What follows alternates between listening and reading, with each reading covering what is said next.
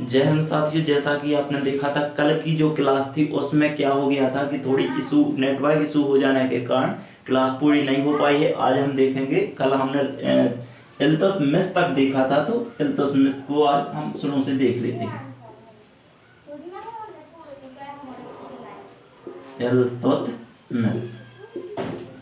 इल्तुतमिश को देख लेते हैं कि यह क्या था।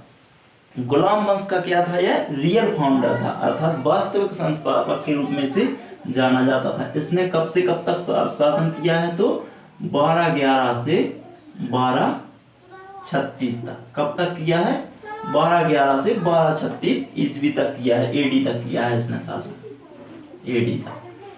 इसके बाद में जो इल्तुतमिश है, यह गुलाम वंश का रियल फाउंडर था, अर्थात वास्तविक उत्तराधिकारी के नाम में किसे जाना जाता है, इल्तुतमिश को जाना जाता है वास्तविक उत्तराधिकारी के रूप में।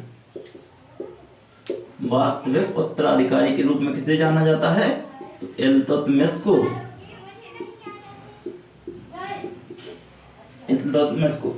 इल्तुतमिश पहला गुलाम वंश का संस्थापक था जिसने अपने पद की स्वीकृति किससे ली थी, खलीफा से ली थी।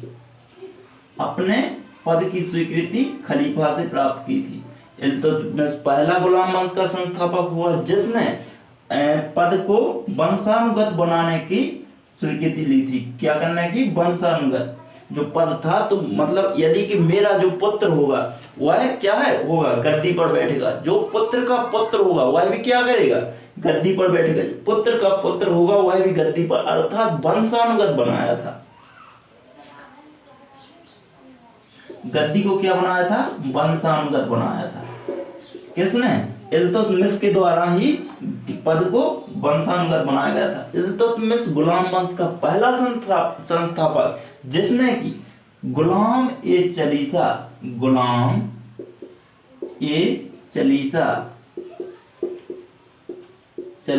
के पद का सृजन किया था। गुलाम ए चलीसा, जिसे हम क्या कहते हैं, गुलाम ए चहलगामी। गुलाम ए चहलगामी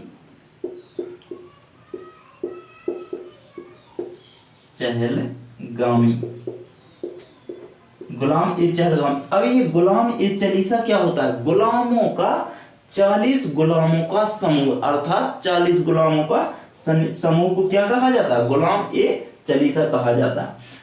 इल्तुतमिश के द्वारा ही 1236 ईस्वी में, कब, 1236 ईस्वी में दिल्ली स्थित कुतुब मीनार का निर्माण पूर्ण कराया गया था। किसका, कुतुब मीनार का। कुतुब मीनार का निर्माण पूर्ण कराया गया था इल्तुतमिश के द्वारा। 1236 ईस्वी में कुतुब मीनार का निर्माण पूर्ण कराया गया था इल्तुतमिश के द्वारा ही। अरबी नस्ल के सिक्के चलाए गए थे। कई के, अरबी नस्ल के सिक्के चलाए गए थे। अरबी नस्ल के सिक्के चलाए गए थे जिन पर कलमा गुदवाने की परंपरा भी किसने, कलमा गुदवाने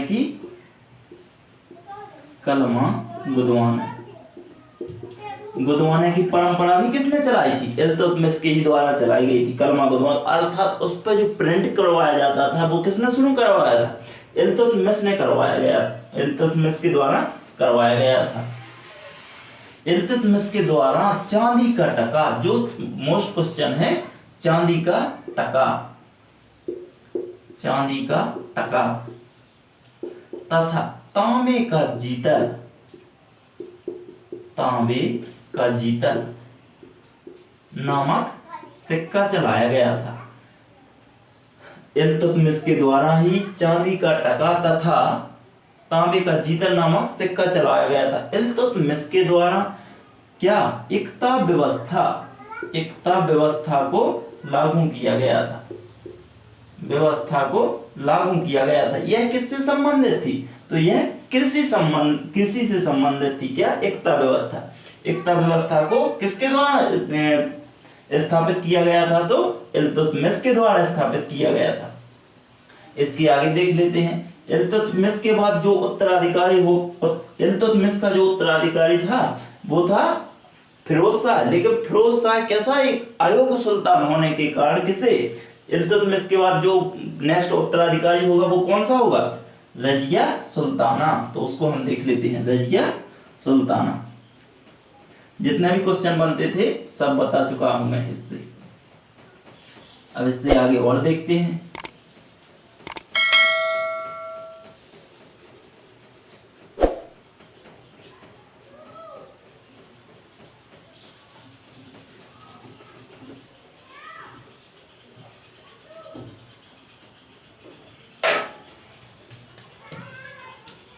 हेडिंग बनाएंगे अब रजिया सुल्ताना।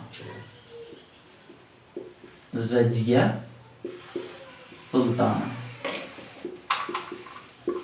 जिसने कब से कब तक शासन किया है? तो 1236 से 1240 तक। कितने वर्ष? 4 वर्ष शासन किया। कुतुबुद्दीन ऐबक ने कब से कब तक शासन किया था? तो 1206 से 1210 तक। 1211 से 1236 तक किसने शासन किया था? तो इल्तुतमिश ने। इसके बाद में 1236 से 1240 किसने किया? रजिया सुल्ताना। सर्वप्रथम यदि क्वेश्चन आएगा कि रजिया सुल्ताना किसकी उत्तराधिकारी थी, तो किसकी उत्तराधिकारी होगी?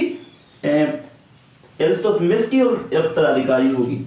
रजिया किसकी थी? तो इल्तुतमिश की। परंतु यह किसकी पुत्री थी? इल्तुतमिश की ही पुत्री थी।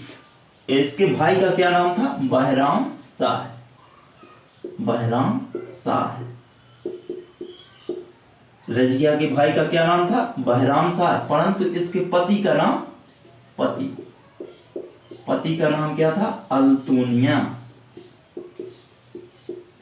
अल्तुनिया। अब देखते हैं रजिया को। रजिया यह सुल्तान बनने के लिए क्या किया इसने इल्तुतमिश के बाद यह लाल कपड़े धारण करके, कैसे? लाल कपड़े धारण करके लाल कपड़े धारण किए और सर पे सोफा बांध करके यह दरबार में उपस्थित हुई और दिल्ली की जनता के सामने इसने क्या की? फरियाद की। और दिल्ली की जनता इसे क्या करती थी? अत्यधिक लाइक करती थी, इसलिए दिल्ली की जनता ने इसे क्या मान लिया? सम्राट घोषित कर दिया। तो क्या कर दिया इसे? सम्राट घोषित। परंतु दिल्ली के जो अमीर चौधरी थे, इसके क्या थे? वो कठपुतली थे।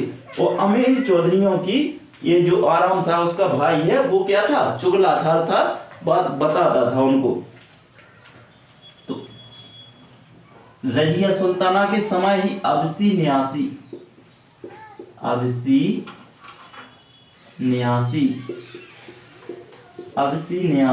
हबसी। रजिया के सुल्ताना के समय ही अबसी न्यासी हबसी तथा अल्तुनिया तथा यकूब को अश्वशाला का प्रधान बनाया गया था। कहा जाता है, किदवंतियों के अनुसार कहा जाता है कि जो रजिया थी वो किसकी रखेल थी? यकूब की रखेल थी। लेकिन ऐसा कुछ नहीं है। उसके पति का नाम क्या था? अल्तुनिया था। तो 1240 ईस्वी में रजिया तथा उसके पति जिसका नाम होगा अल्तुनिया को हरियाणा के कैथल क्षेत्र में क्या कर दिया गया था?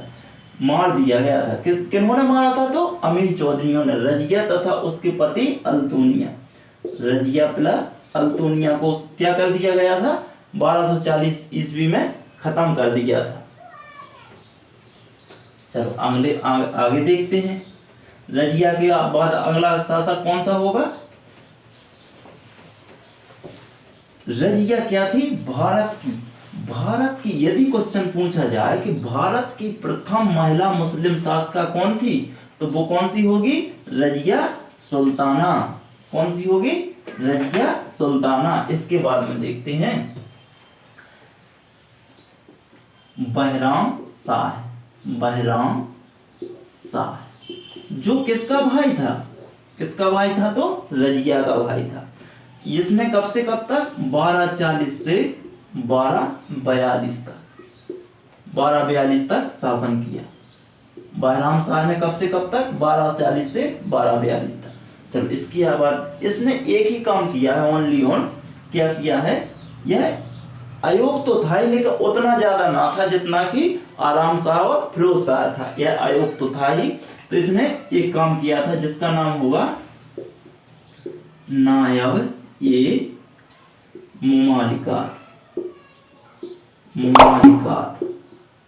नायब-ए-मुमालिकात के पद का क्या किया था, इसने सृजन किया था। नायब-ए-मुमालिकात का के पद का सृजन किया था। बहराम शाह के द्वारा ही नायब-ए-मुमालिकात का पद धारण किया गया था। बहराम शाह के समय ही मंगोल आक्रमणकारियों, मंगोलों के अत्यधिक आक्रमण होने के कारण, और यह कैसा था, तो यह अयूब सुल्तान था, इसलिए अमीर चौधरियों ने 1242 ईस्वी में क्या कर दिया था, पद मुक्त कर दिया था। 1242 ईस्वी में इसे पद मुक्त कर दिया था, पद मुक्त